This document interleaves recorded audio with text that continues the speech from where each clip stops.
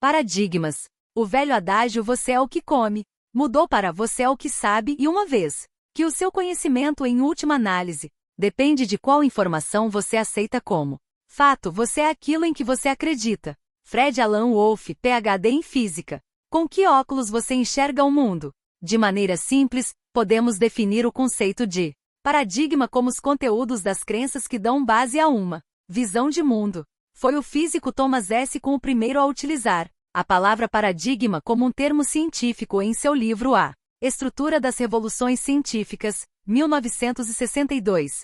Paradigma é um modelo aceito da realidade que condiciona nossa percepção, forma de pensar, avaliar e agir, e que é culturalmente transmitida às novas gerações.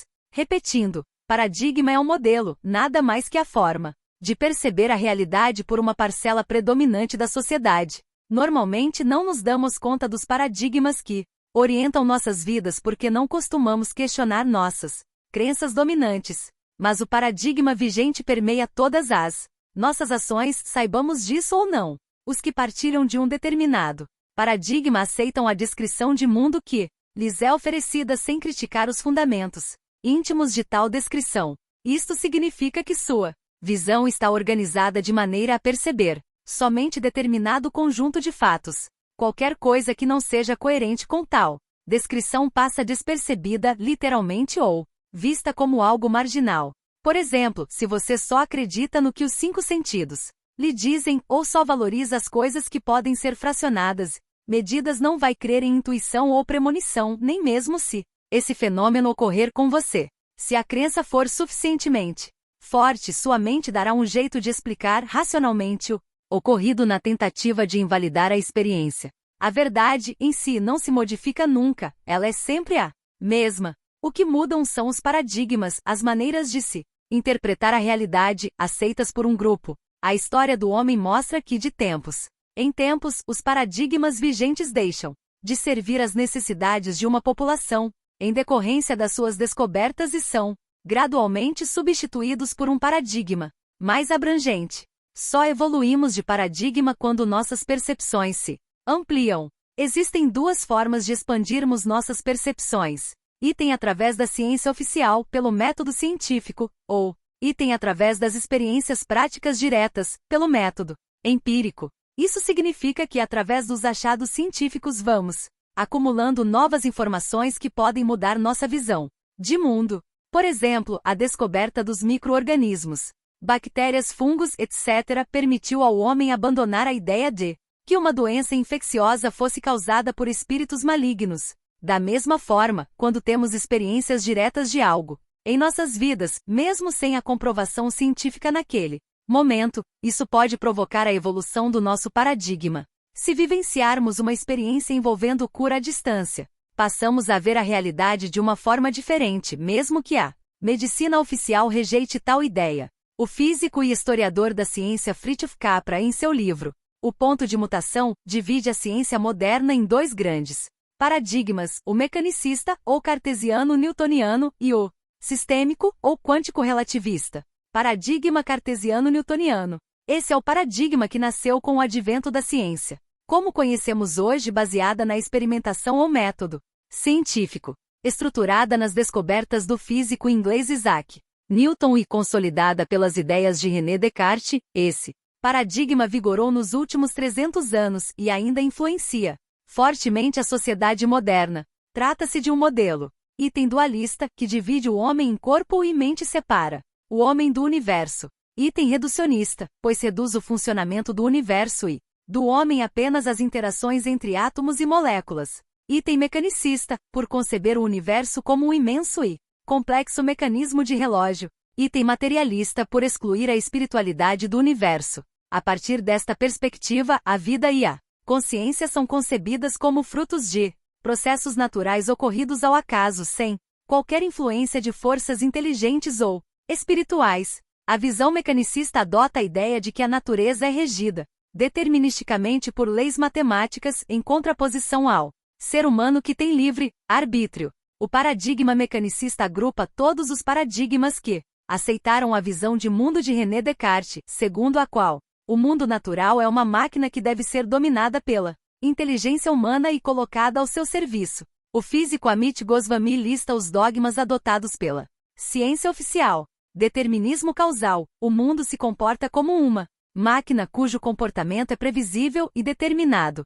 Continuidade. Todo movimento ou toda mudança são contínuos. Os saltos não são possíveis. Localidade. Toda ação de um objeto sobre outro ocorre através de sinais que se propagam no espaço com uma velocidade igual ou menor que a da luz, ou ação local. Em outras palavras, é impossível haver uma ação simultânea à distância entre dois objetos. Objetividade. O mundo material existe de forma real e concreta, independentemente de estarmos olhando para ele, ou seja, não depende da nossa consciência. Reducionismo. A matéria composta por átomos e suas partículas elementares é a origem de tudo que existe. Epifenomenalismo. Todos os fenômenos subjetivos, como a nossa consciência, por exemplo, são epifenômenos da matéria, ou seja, efeitos secundários das interações materiais. De acordo com essa concepção, todas as causas fluem de baixo para cima, começando das partículas elementares da matéria, numa hierarquia simples. Item as partículas elementares formam átomos. Item os átomos formam moléculas. Item as moléculas formam células vivas. Item as células, no caso neurônios, formam o cérebro. Item o cérebro, no homem gera a consciência. Logo, segundo essa visão, a matéria é a causa da consciência, que surge como um mero acaso da evolução. Fazem parte desta linha de pensamento todas as ciências modernas que hoje consideramos clássicas: física, química, biologia, psicologia, sociologia, medicina, economia, entre outras. A grande questão a ser levantada é que o paradigma mecanicista privilegia a individualidade, a luta e a competição. A crise que estamos vivendo é resultado desta maneira de enxergar e interagir. Tem raízes profundas na submissão dos indivíduos a um paradigma científico que os fragmenta até as últimas consequências. O paradigma cartesiano que surgiu na modernidade é, por definição, o paradigma da desunião. Tudo é condenado à separação: corpo e alma, razão e emoção, sujeito e objeto, ser humano e natureza, interioridade e exterioridade, eu e o outro e, assim sucessivamente. Essa visão separatista é que origina as desigualdades sociais, a miséria, as guerras, as crises econômicas, as ditaduras, o abandono, a exploração dos menos favorecidos, a intolerância e a impunidade. Portanto, não é somente a ciência que é atingida por um paradigma, mas este se estende a todos os setores da sociedade. Paradigma quântico-relativista. Nos últimos anos, estamos vivenciando, gradualmente, uma mudança paradigmática. Uma das causas mais importantes desta transformação foi que a física clássica mostrou-se incapaz de explicar o mundo subatômico. Nas 3 primeiras décadas do século XX surgiram 2 grandes revoluções dentro da ciência: a física relativística e a física quântica, que modificaram completamente nossa maneira de compreender o universo. Acabaram por conduzir, na segunda metade do século, a uma mudança de paradigma. Com o advento da teoria quântica, mudamos de uma concepção dualista, reducionista e mecanicista da natureza, para uma nova visão holística do mundo, em que mente e corpo, homem e universo, eu e o outro são concebidos como uma unidade, interrelacionando-se por meio de conexões quânticas não locais que permitem comunicação e influência instantânea entre eles. Vamos explorar os principais experimentos da física quântica na parte 2 do livro para que você entenda as bases do novo paradigma que começa a vigorar. Durante o século XX, vimos nascer essa nova visão de mundo e presenciamos o surgimento de um saber transdisciplinar, fundamentado em ciências como a cibernética, a teoria da informação, a teoria do caos, a parapsicologia, a nova física da informação quântica, entre outras. Contudo, a sociedade, como um todo, está em crise. Tal como a crise da física na década de 20, ela deriva do fato de aplicarmos em todos os aspectos da vida conceitos de uma visão de mundo obsoleta, a visão de mundo mecanicista, um modelo que já não atende mais às nossas necessidades.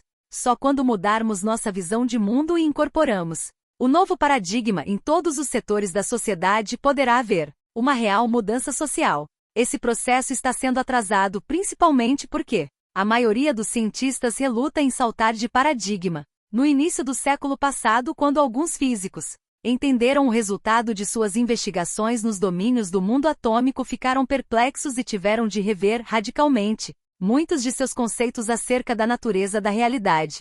Mesmo assim, decorridos tantos anos das primeiras descobertas da mecânica quântica, a maioria dos cientistas se recusa a rever suas crenças. Por um lado, temem ser classificados como pseudocientíficos, principalmente se ousarem incluir a consciência ou a espiritualidade em suas equações. O grande temor de um cientista é que, se, num determinado momento, os resultados das suas pesquisas o levam a abraçar ideias além dos limites do paradigma vigente, possa ser visto com desconfiança pelos colegas ou confundido com um místico. Por outro lado, aceitar as regras do velho jogo significa ser aceito pela comunidade científica, ter acesso a financiamentos, doações, fundos de pesquisa, etc. O que diferencia um visionário das pessoas comuns é sua grande capacidade de percepção. É alguém que vê além das formas e desnuda a realidade antes da maioria.